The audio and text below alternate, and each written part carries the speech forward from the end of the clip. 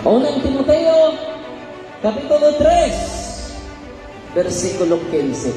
Ang grasya o ang kamaturan niabot, pinaagi ni Kristo, o si Kristo ribilin, yan ang kamaturan, kinsay ang gibilinan, way lahat ang tinuod na simbahan.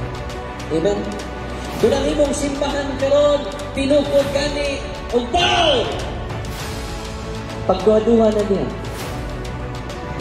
Yan naman, ang absolute truth wala diha. Naa sa iyang simbahan na iyang itukod. Yan naman, sa Mateo 24, 1-24, sa huling mga araw, utungha ang mga mini na propeta. Kano sa manungha ang mga mini na propeta? Sa huli, sa katapusan, patuloy-tuloy sa katapusan mga adlaw. Ang mga mini na Kristo utungha sa huli mga araw. Dahil sa mga tungha, ang mga laing tunuan sa huling mga araw.